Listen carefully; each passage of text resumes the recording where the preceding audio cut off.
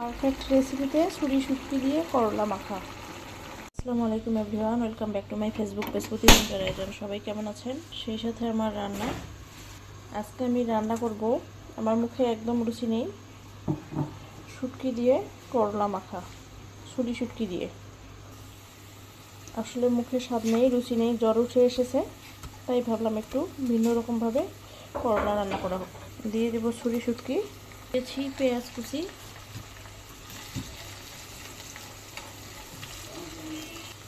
একটু বেশি করে পেঁয়াজ রসুন মরিচ দিয়ে তরকারিটা রান্না করব, যাতে খেতে অনেক ভালো হয়, মুখের স্বাদটা ফিরে পাই আর কি। অ্যাড করব পানি, পুড়ে যাচ্ছে এ পর্যায়ে। দিয়ে দেবো পাঁচফোড়ন, জিরা, ধনিয়া গুঁড়ো, হলুদের গুঁড়ো, কালারের জন্য একটু মরিচের গুঁড়ো, অ্যাড করব স্বাদ মতো লবণ। ভালো করে শুটকিটা কষিয়ে নেব।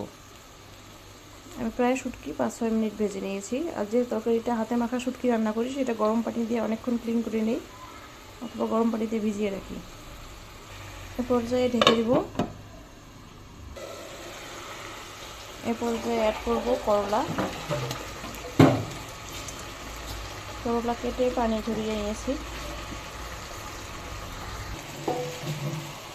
এবার ঢেকে দেব। করলার তরকারি শুধু ভাজি না, করলার ঝোল, ভর্তা সবগুলো রেসিপি কিন্তু খেতে অসাধারণ আমার কাছে লাগে। আর মুখে রুচি না থাকলে এই তরকারিটি ট্রাই করতে পারেন। সাথে একটু লেবু নেবেন, একটু পেঁয়াজও নিতে পারেন, একটা মরিচও নিতে পারেন। খেতে কিন্তু এখন দেখবেন যে অনায়াসেই খেতে পারবেন।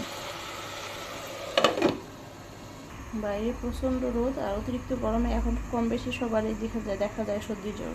অসুস্থ ব্যক্তির জন্য বিশেষ করে এই রেসিপিটা, যাদের মুখে একদমই স্বাদ নেই।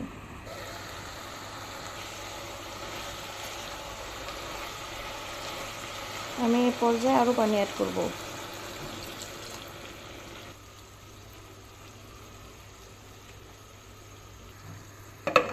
ভিউয়ার্স ভাই বোনেরা, আমার তরকারিটি প্রায় হয়ে এসেছে এবং কেমন হয়েছে জানাবেন।